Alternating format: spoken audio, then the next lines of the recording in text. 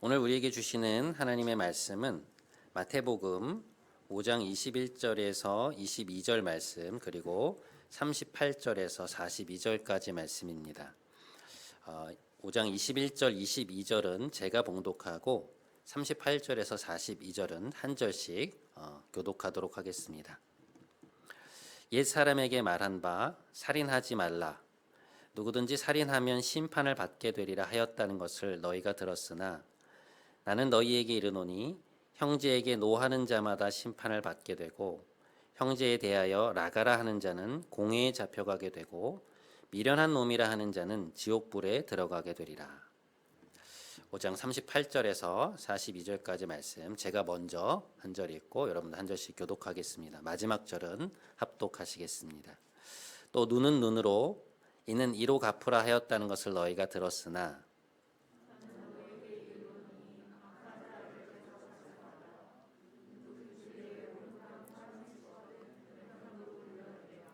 또 너를 고발하여 속옷을 가지고자 하는 자에게 겉옷까지도 가지게 하며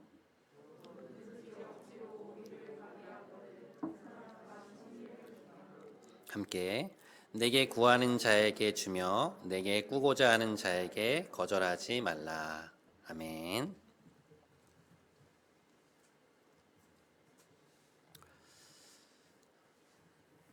네, 오늘 우리는 살인하지 말라라고 하는 조금 무거운 말씀 앞에 서게 되는데요.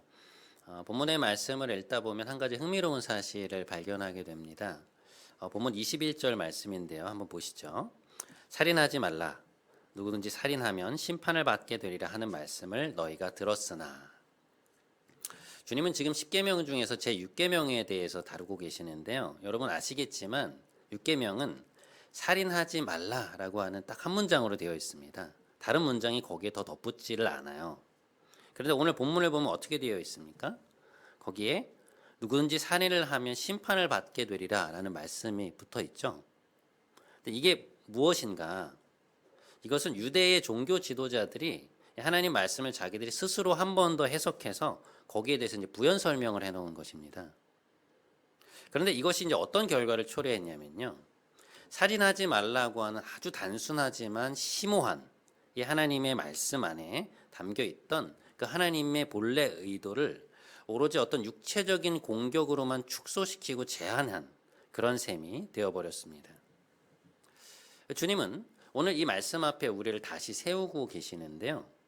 그 말씀에 대한 해석의 확장을 하세요. 이게 엄밀히 말하면 해석의 확장이라기보다는 그 말씀을 주실 때 애초에 의미하신 것이 무엇이었는지, 다시 말해서 살인의 본질이 무엇이었는지를 우리에게 밝혀주고 계십니다.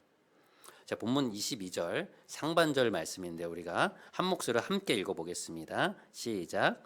나는 너희에게 이르노니 형제에게 노하는 자마다 심판을 받게 될 것이다. 여기서 이제 노하다라고 번역된 단어는 마음에 이제 깊은 분노를 품는 것을 말하는데요. 그러니까 분노를 품는 것 그리고 그것을 표출하는 것을 말하고 있습니다. 근데 이 말씀의 핵심은 무엇인가? 우리는 살인하지 말라는 계명을 누군가 육체를 상하게 하는 것만으로 생각하는데요. 근데 애초에 하나님이 그 계명을 두실 때 염두에 두신 것은 뭐냐면 그 살인의 바탕이 되는 마음까지도 염두에 두고 계셨다는 것입니다. 그러니까 너희는 겉으로 드러난 것만을 죄로 여기지만 내가 주목하는 것은 그 살인의 근원이 되는 마음 바탕이다. 그러니까 누군가를 향한 미움이나 분노라는 것이 얼마나 악하고 그리고 얼마나 심각한 것인지 너희는 알아야 한다라고 말씀하고 계시는 것이죠.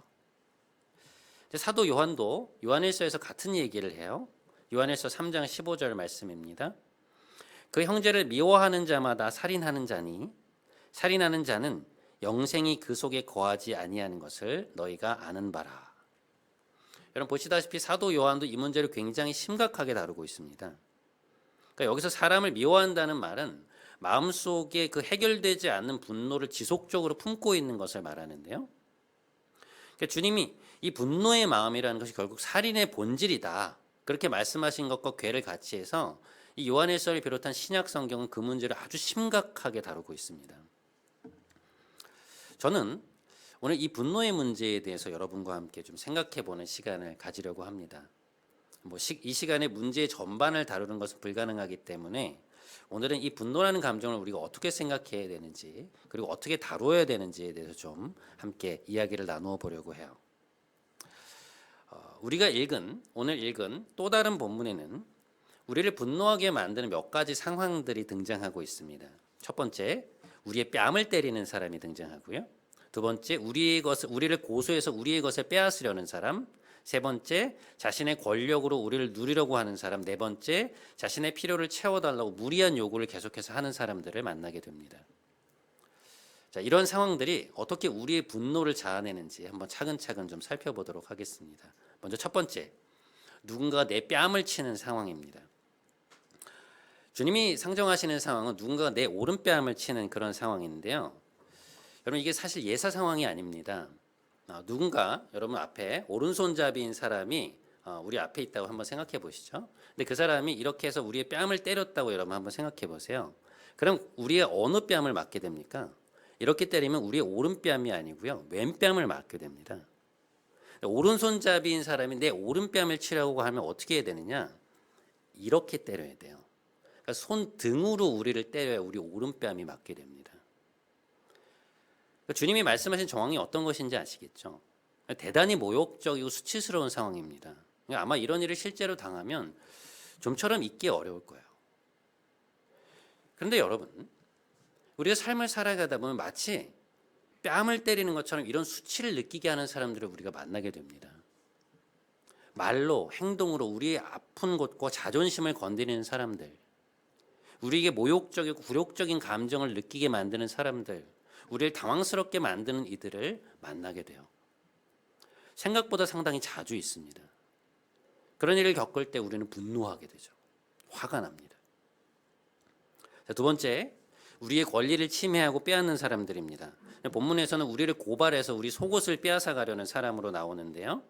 자꾸만 우리를 공격하고 곤란하게 만드는 사람. 작은 일에 트집을 잡아서 그것을 통해서 우리를 수세에 몰고 자신의 위치를 점하거나 우리의 것을 빼앗아 가려는 그런 사람들입니다. 자, 세 번째, 권력을 통해서 우리를 컨트롤하려는 사람들이 있습니다. 억지로 오리를 가게 하는 그런 사람들이라고 나오죠. 나이로, 위치로, 경력으로 우리를 밀어붙이면서 우리 삶에 영향력을 행사하고 자꾸만 개입해서 우리를 컨트롤하려고 하는 사람들. 우리의 분노를 자아냅니다. 자, 네 번째, 자기는 절대로 손해보려고 하지 않으면서 우리에게 희생을 요구하는 사람들이 있습니다. 자신의 이익과 편리를 위해서 부당한 것을 계속해서 요구하거나 그렇게 하는 사람들이죠. 본문에서는 내게 구하는 자들이라고 나옵니다. 우리가 우리 일상에서 분노하게 된 이유들을 곰곰이 생각해 보면 주님이 말씀하신 이 네 가지 경우에 거의 다 포함되는 것을 우리가 알 수 있어요. 그러니까 이렇게 생각해 보면 일상에서 우리를 화나게 만들고 마음을 상하게 하는 사람들 또는 그런 상황들이 굉장히 많이 있습니다. 문제는 무엇이냐? 우리가 분명 그런 상황에서 분노하고 있음에도 불구하고 그것을 잘 알아채지 못한다는 것입니다. 그러니까 내게 올라오는 이 감정을 분노라는 감정으로 규정해서 다뤄줘야 되는데 제대로 다뤄주지 않는다는 것이죠. 분명 화가 나는데 그것을 그냥 짜증이라는 감정으로 축소시켜서 이해한다든지 아니면 그 사람을 대할 때 막 불쑥불쑥 그 감정이 올라오면서도 그것을 처리하지 않은 채 그냥 묵혀두는 것이죠. 자, 그러면 주님의 솔루션은 무엇인가? 28절과 29절 말씀입니다.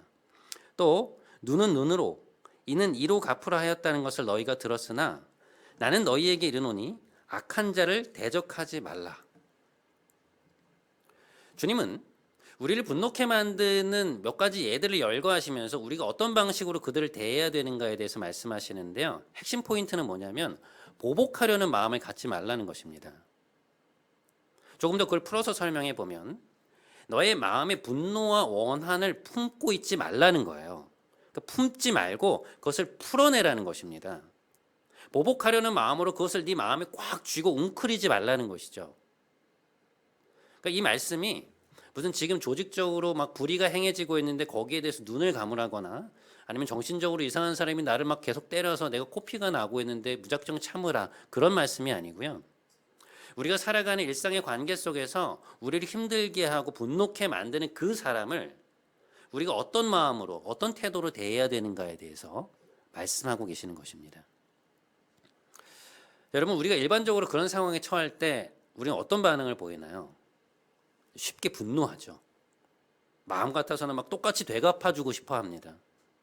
그런데 여러분 모두가 공감하시겠지만 그 사람에게 당장 보란 듯 보복하는 것은 현실적으로 쉽지 않아요. 그래서 우리는 어떤 태도를 취하느냐? 그 상황을 계속해서 머릿속으로 돌려보면서 내가 그때 그렇게 받아쳤어야 되는데, 내가 그때 그렇게 행동했어야 되는데, 그것을 끊임없이 묵상하죠. 그러다가 또 그러다 잠시 잊어버렸다가 또 그것을 꺼내서 묵상하고 또 분노하고 또 꺼내서 묵상하고 또 분노하고 그만 놔뒀다가 하는 그런 일들이 반복됩니다. 그러니까 이 분노와 미움이라는 감정을 제대로 해결하지 못한 채 마음에 묵혀두고 있는 거예요. 이게 어떤 한 번의 만남이어도 이 분노가 굉장히 오래 가는데 여러분, 만약에 나를 분노하게 하는 사람을 지속적으로 봐야 되는 상황이라면 그것은 우리에게 굉장한 스트레스를 안겨주죠.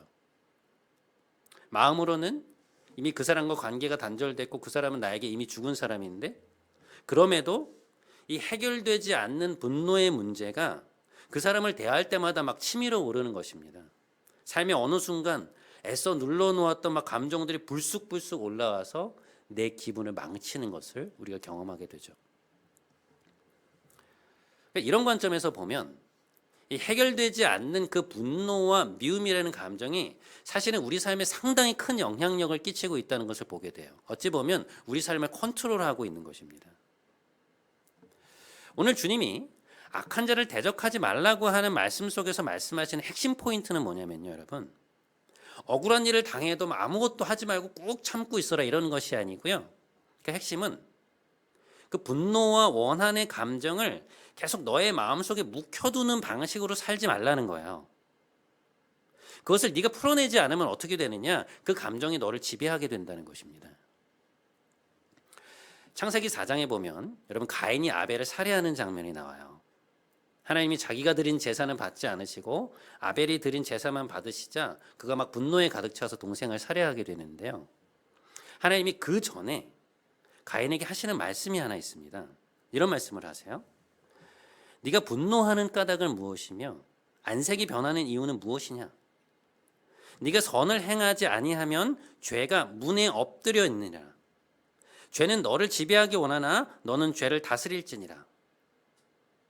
하나님이 분명히 가인에게 말씀하세요. 네가 지금처럼 죄를 방치해두면 그 죄가 너를 지배하게 될 것이다. 그러니 죄가 너를 지배하도록 놓아두지 말고 선이 너의 삶을 이끌어가도록 적극적으로 선을 추구하는 삶을 살아라 라고 분명하게 말씀하십니다. 그런데 가인이 어떻게 했습니까? 그냥 방치했어요. 그 분노라는 감정을 제대로 다루어주지 않고 그것이 그냥 마음속에서 날뛰도록 내버려 두었습니다. 결국 그 감정에 지배되어서 동생을 죽이는 데까지 이르게 되죠. 주님은 왜 오늘 우리에게 보복하지 말라고 말씀하시는가? 왜 되갚으려는 우리의 삶의 방식을 접고 너의 분노의 마음을 풀어내라고 말씀하시는가? 왜 오히려 적극적으로 선을 추구하는 삶을 살라고 말씀하시는가? 선을 쫓지 않으면 우리의 삶은 죄에 지배당하기 때문입니다. 중립은 없어요. 우리가 죄의 지배를 받든 의의 지배를 받든 둘 중에 하나입니다. 자, 그러면 우리에게 남아있는 과제는 이것이죠. 우리가 어떻게 하면 이 분노의 문제를 풀어낼 수 있을까? 어떻게 하면 우리 마음속에서 떠나지 않고 불쑥불쑥 찾아와서 우리를 지배하려고 하는 이 분노의 문제를 다스릴 수 있을까?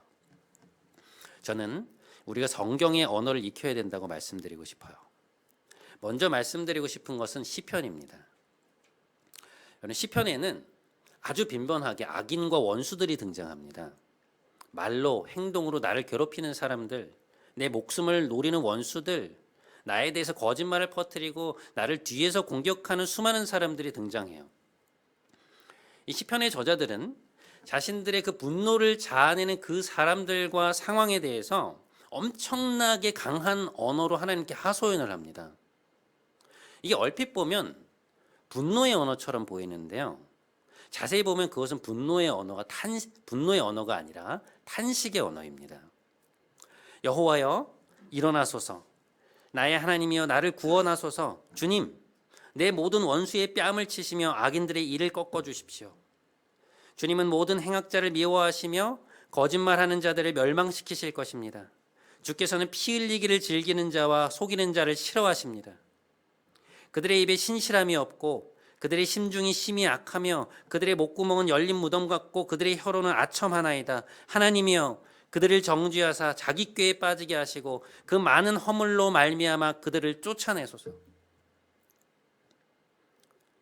여러분, 지금 시편의 저자들은 고난의 상황을 통과하고 있고 그들을 너무나 힘들게 만드는 대적들을 맞닥뜨리고 있습니다.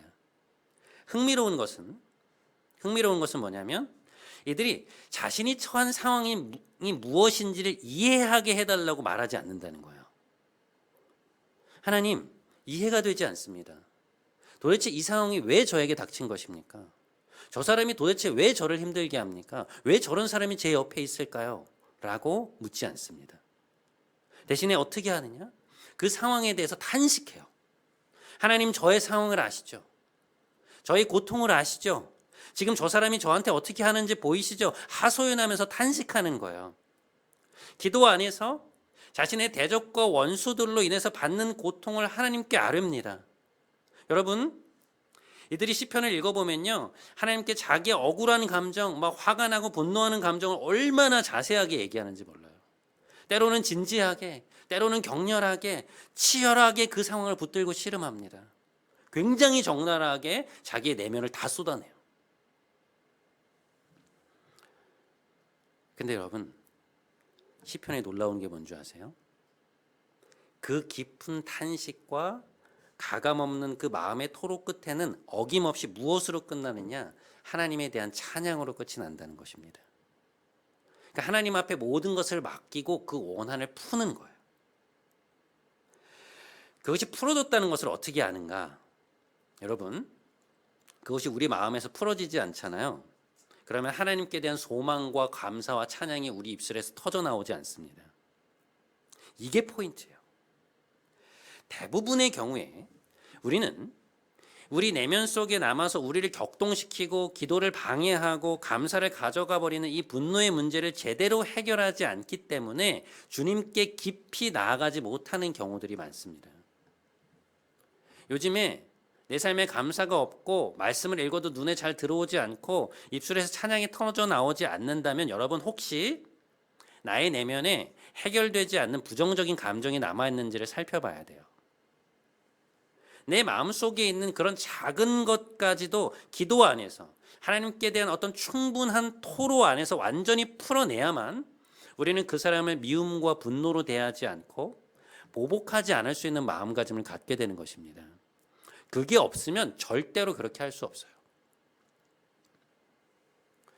시편은 우리에게 그 분노의 마음을 풀어낼 수 있는 비결을 하나 보여주고 있는데요. 그게 뭔가 하면 심판자 되신 하나님을 바라보라는 것입니다. 주님은 만민에게 심판을 행하시오니 나의 의와 성실함을 따라 나를 판단하소서. 악인의 악을 끊고 의인을 세우소서. 하나님은 의로우신 재판장이십니다. 하나님이 심판을 위하여 보좌를 준비하셨도다. 공의로 세계를 심판하시며 정직으로 만민에게 판결을 내리시리로다. 시편의 저자들은 굉장히 강력하게 자신의 상황을 심판주가 되신 하나님께 호소합니다. 하나님, 이 상황을 보시옵소서. 저의 결백함을 보옵소서. 그들의 말과 행동을 보십시오. 어떻게 그럴 수 있습니까? 그들은 하나님을 두려워하지 않습니다. 저의 상황을 보아주십시오. 격렬하게 호소하면서 하나님의 공의로운 판단을 기대해요. 이들이 보복하려고 하는 자신들의 그 분노의 감정을 내려놓을 수 있는 이유는 뭔가 하면요, 하나님의 심판에 대한 기대 때문입니다. 우리가 누군가에 대해서 분노의 감정을 내려놓지 못하는 그 이유, 그 이면의 그 우리의 감정을 살펴보면 여러분, 우리가 그에 합당한 처벌을 내려야 한다는 심판자의 마음을 갖고 있기 때문에 그래요. 하지만 하나님의 공의로운 심판이 있는 것을 믿는 사람은요, 그 마음을 내려놓을 수 있습니다. 우리가 그들에게 당한 그대로 다 갚지 않고서도 그것을 마음에 남아두지 않을 수 있는 이유는 무엇인가? 하나님의 공의로운 판결이 우리 인생 속에 남아있기 때문입니다. 그것을 믿을 때 우리는 우리의 상황을 하나님께 호소하면서 그 사람에 대해서 호소하면서 우리의 분노를 내려놓을 수 있어요. 이 마틴 루터킹 목사님의 장례식에서 추도사를 맡았던 벤자민 메이스 박사님은 다음과 같은 얘기를 했습니다. 고난의 의미를 아는 사람이 있다면 바로 킹이었다. 집이 폭격을 맞았고 13년 동안 날마다 끊임없는 죽음의 위협 속에서 살았으며 거짓 고발을 당했으며 동족 중 하나에게 칼에 찔렸고 호텔 로비에서 주먹으로 맞았으며 20번 이상 감옥에 갇혔고 때로는 친구들의 배신으로 깊은 상처를 입었다. 그러나 이 사람의 마음에는 비통함이 없었고 그의 영혼에는 깊은 원한이 없었으며 그의 마음에는 복수심이 없었다. 우리의 마음에 어떻게 비통함이 자리 잡지 않을 수 있는가? 우리 마음이 어떻게 복수심과 분노에 지배당하지 않을 수 있는가? 우리 삶에 심판하시는 공의의 하나님을 기대하기 때문입니다. 오늘 우리의 인생 속에 공의로운 판단으로 우리의 손을 들어주시는 하나님을 의지함으로 그분을 기대함으로 우리의 분노를 내려놓는 여러분이 되시기를 주님의 이름으로 축복합니다. 자, 우리가 우리의 분노를 풀어내고 그것을 넘어서기 위해서 주목해야 되는 또 다른 성경 로마서입니다. 시편은 우리에게 심판자 되신 하나님을 바라보라고 말하는데 로마서는 소망과 회복의 하나님을 붙들라고 말해요. 누가 우리를 그리스도의 사랑에서 끊으리요? 환난이나 곤고나 박해나 위험이나 칼이랴. 내가 확신하노니 사망이나 생명이나 천사나 권세자들이나 현재일이나 장래일이나 다른 어떤 피조물이라도 우리를 우리 주 그리스도 예수 안에 있는 하나님의 사랑에서 끊을 수 없으리라. 로마서는 우리에게 끊을 수 없는 하나님의 사랑에 대해서 말합니다. 그 어떤 것도 그 어떤 사람도 우리를 붙드시는 하나님의 사랑에서 우리를 결코 끊어낼 수 없어요. 리플러스 인간연구소의 박재현 대표님이라는 분이 계십니다. 우리 인기 프로그램인 세상을 바꾸는 15분, 이게 줄여서 세밭이라고 하죠. 여기에도 이제 여러 번 출연하셨고 책도 여러 권 쓰시고 굉장히 활발하게 활동하시는 대화 전문가인데요.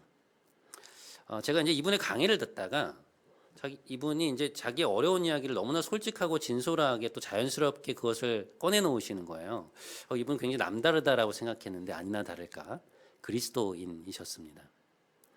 근데 이분이 한 기독교 방송에서 자기 이야기를 하는 것을 제가 듣게 되었어요.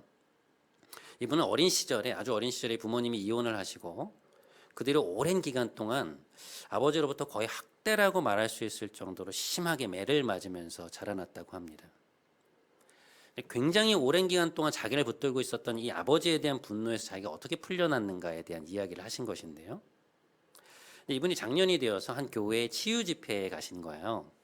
근데 치유의 임재라는 제목으로 일주일 동안 열린 집회였는데 그 과정에서 자신에게 이미 해결되었다고 생각됐던 것이 여전히 해결되지 않았고 그래서 막 과거의 사건을 떠올리면서 막 일주일 내내 너무 많이 울었다는 것이죠.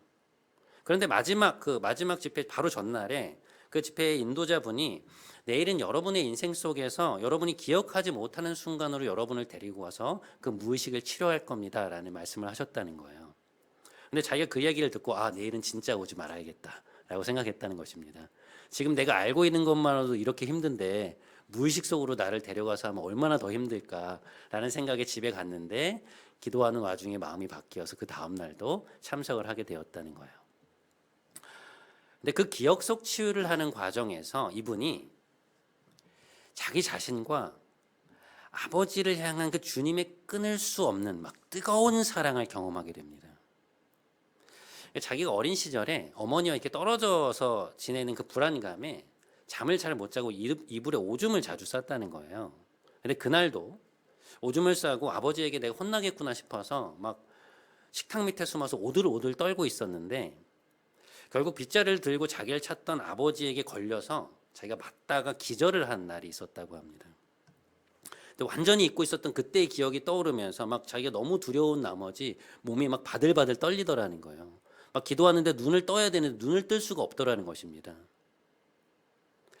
근데 그 두려움 속에 떨고 있었던 그때 주님께서 그 어린 시절 자기에게 자신을 막 뒤에 다가와서 너무나도 따뜻하게 안아주시는 것을 자기가 경험하게 되었다는 거예요. 이분 표현으로는 그때 그 따뜻함과 그 사랑으로 인해서 막 치유되는 기분을 막 말로 설명할 수 없다고 하시더라고요.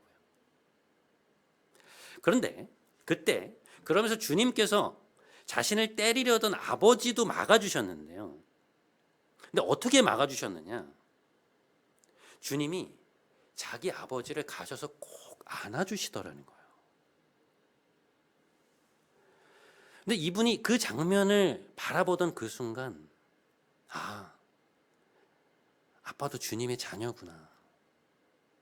아빠도 주님이 사랑하시는 사람이구나. 그런 생각이 들면서 자신의 인생에서 처음으로 아버지를 이해하고 싶다는 마음이 들었다는 거예요.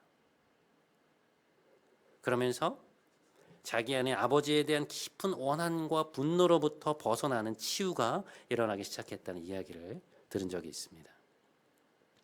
근데 저는 박재현 대표님의 그 다음 말에 정말 감동이 되었는데요. 이분이 이런 말씀하시는 거예요. 자기는 어린 시절에 겪었던 그 일들이 이제는 어떤 원한으로도 남아있지 않고 정말 감사하다는 거예요. 자기가 그 일을 겪었기 때문에 지금 대화라는 화두를 붙잡고 이렇게 살아갈 수 있고 상처가 있는 많은 사람들을 이해할 수 있고 도울 수 있는 지금의 자기가 있다는 것이죠. 여러분, 하나님이 일부러 이분에게 그런 고통을 어린 시절에 겪게 하신 것입니까? 나중에 쓰임받기 위해서 너는 이런 고통을 받아야 돼 라고 주님께서 그런 것인가요? 그렇지 않죠. 그것은 인간의 죄로 인해서 벌어진 일입니다. 하지만 하나님은 그것 때문에 이분의 인생이 망가지고 추락하도록 그냥 내버려 두지 않으시고 그분의 그 뜨거운 사랑 안에서 그분을 다시금 회복시켜서 그 인생이 이 땅을 살아가는 최고의 인생이 되게 하신 것입니다. 제가 정말로 좋아하고 계속해서 묵상하는 말씀 중에 하나가 로마서 8장 28절 말씀인데요. 이렇게 말씀합니다. 우리가 알거니와 하나님을 사랑하는 자 곧 그의 뜻대로 부르심을 입은 자들에게는 모든 것이 합력하여 선을 이루느니라. 여러분, 이 말씀은요, 우리 삶에서 막 불협화음처럼 일어나는 많은 일들이 막 저절로 조각처럼 딱딱 맞춰져서 조화를 이룬다 그런 말이 아니고요. 우리 삶에서 벌어지는 수많은 고통스러운 일들조차도 하나님께서 그분의 전능하신 손길로 그 임새가 완전히 맞아떨어지는 아름다운 하나의 그림으로 우리의 인생을 완성해 가신다는 거예요. 그래서 하나님 안에 있는 자들에게는 늘상 항상 소망이 있는 것입니다. 우리는 때로 어떤 사람 때문에 그 사람이 만들어낸 어떤 상황이 우리의 삶을 망가뜨리는 것은 아닐까 두려워합니다. 그 사람 때문에 이렇게 된 거야.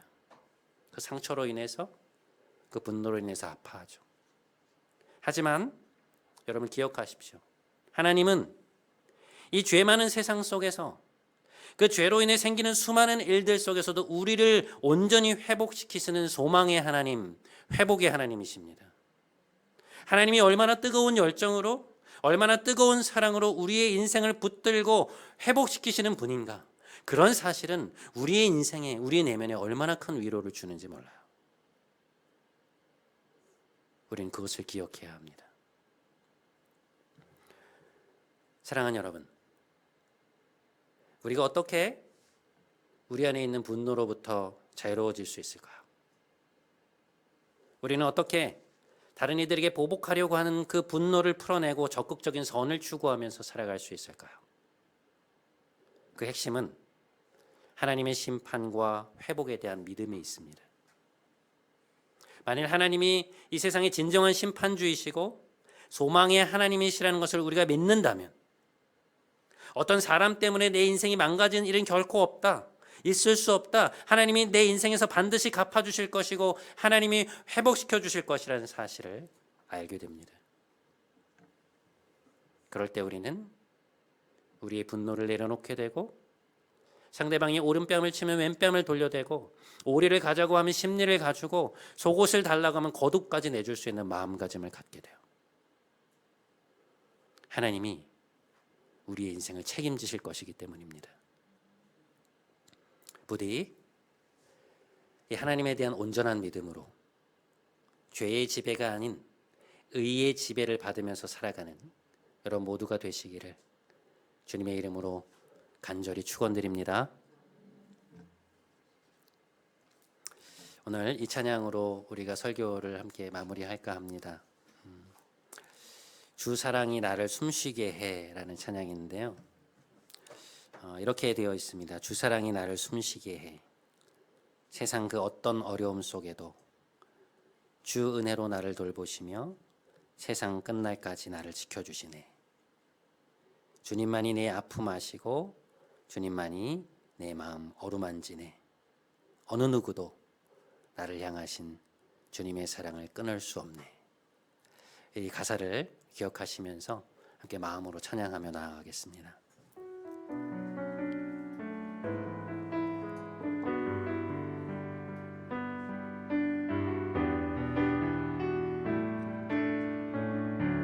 주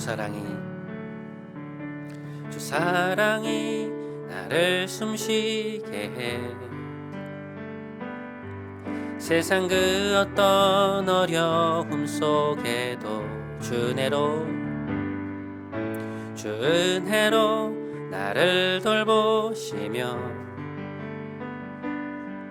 세상 끝날까지 지켜주시네. 주 사랑이 나를 이끄시네. 주 사랑이 나를 이끄시네. 내가 갈 수 없는 그곳으로 주의 사랑 나를 붙드시며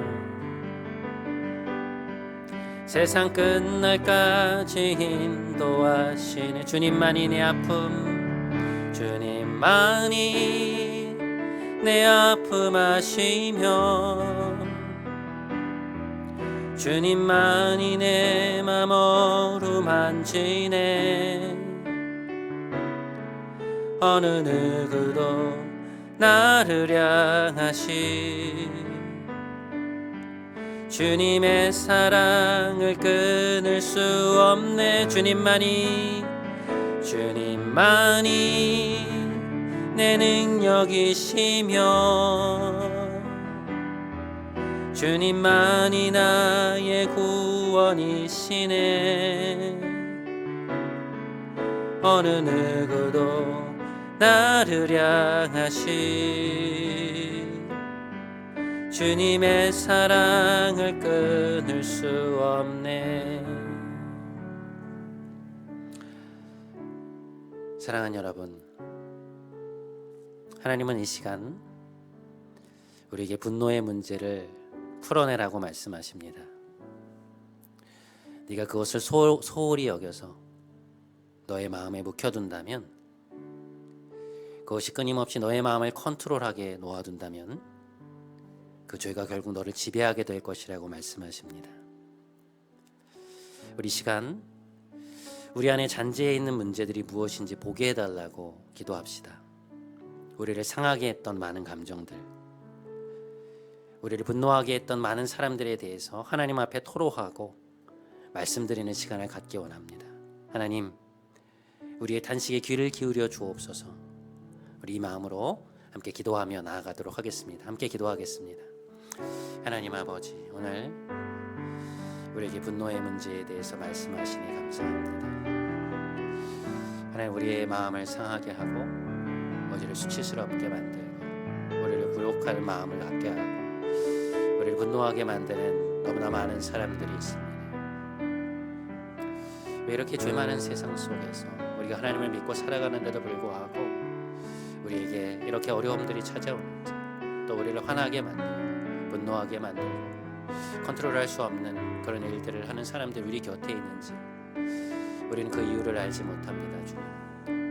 주님께 여러 번 물었지만 그러나 그것을 때때로 깨닫지 못할 때가 많았습니다. 주님, 그러나 우리가 주님 앞에 나가기 원합니다. 이것을 풀어주실 수 있는 분이 오직 주님뿐이심을 우리가 고백하며 나가기 원합니다.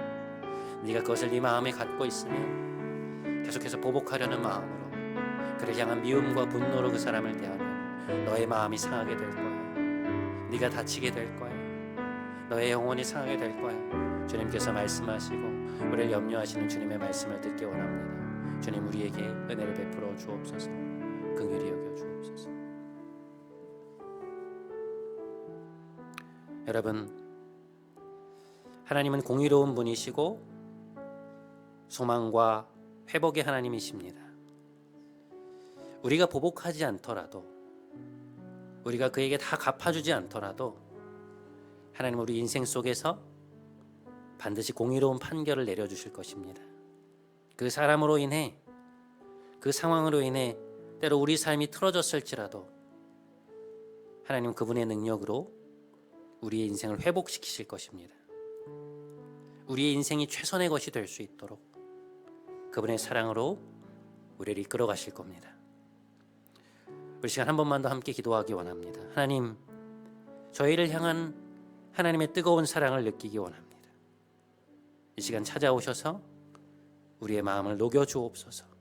우리 이 마음 가지고, 기도 제목 가지고 한 번만 더 함께 기도하며 나아가겠습니다. 함께 기도합시다. 하나님 아버지, 하나님께서 심판의 하나님이시고 하나님은 공의로운 분이시고 소망의 하나님, 회복의 하나님이신 것을 우리는 믿습니다. 우리가 다 갚지 않더라도, 우리가 다 갚아주지 않더라도, 다 보복하지 않더라도 하나님은 우리 인생 속에서 공의로운 판결을 내려주실 것이고 우리의 머리를 들게 하시고 우리를 세우시고 우리의 손을 들어주실 것입니다. 하나님, 그 사람으로 인해 때때로 우리 삶이 망가지는 것 같고 틀어지는 것 같고 그런 일들이 있을지라도 하나님, 우리가 무너지지 않는 것은 하나님은 우리 삶을 회복시키시고 우리 삶을 최선의 것으로 인도해 가시는 능력의 하나님, 소망의 하나님, 회복의 하나님이시기 때문입니다. 하나님, 우리가 그 하나님을 신뢰하기 원합니다. 우리 인생, 너의 인생의 모든 것을 합력하여 선을 이룰 것이라 말씀하신 그 말씀을 기대하며 우리가 하나님 앞에 나가기 원합니다. 하나님, 우리에게 소망을 주십시오. 희망을 주십시오. 공의로우신 하나님의 판결 앞에 모든 것을 내려놓고 우리를 상하게 하는 분노의 마음을 내려놓을 수 있도록 아버지 은혜를 베풀어 주옵소서. 하나님 앞에 나가게 하여 주옵소서. 이 문제를 풀어내고 깨끗한 마음으로 하나님을 찬양하며 하나님을 사랑하는 우리 모두가 될 수 있도록 아버지 우리와 함께 하여 주옵소서. 오 주님, 은혜를 베푸소서.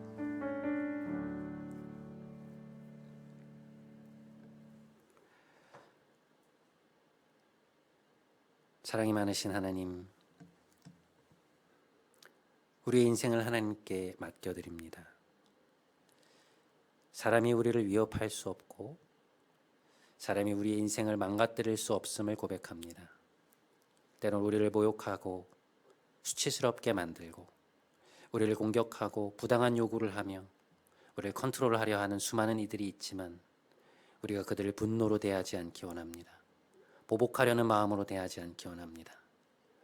심판자가 되신 하나님, 소망과 회복의 하나님이 우리와 함께 하심을 믿으며 죄가 아닌 선을 추구하며 죄가 아닌 의의 지배를 받으며 살아가기 원합니다. 우리의 삶을 인도하여 주옵소서. 자신을 핍박하는 이들을 분노가 아닌 사랑으로 대하신 우리 주 예수님의 이름으로 기도드립니다. 아멘. 우리 다 함께 자리에서 일어나셔서 마지막 파송의 찬양하심으로 오늘 예배를 마치도록 하겠습니다.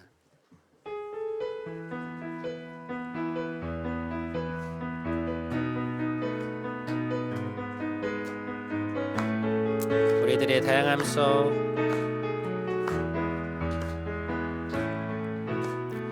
우리들의 다양함 속 삶의 자리 그 가운데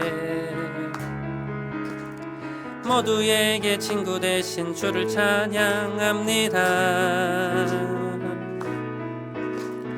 다른 모습 다른 방법으로 살아가지만 이곳에서 하나 되어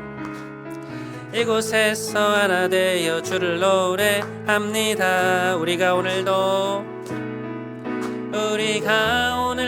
의지하는 주의 사랑, 연약한 자 상한 자를 부르시고 우리를 오늘도 기대하는 주의 주의 사랑 서로 함께 의지하며 가리라. 우린 지금 한 몸으로 마음 모두 담아서 아름다운 주를 함께 모여 예배합니다. 닮은 모습 닮은 형상으로 창조된 우리 이 시간에 한 목소리 모아 고백합니다. 우리가 오늘도 의지하는 주의 사랑 연약한 자 상한 자를 부르시고 우리를 오늘도 기대하는 주의 사랑 서로 함께 의지하며 가리라.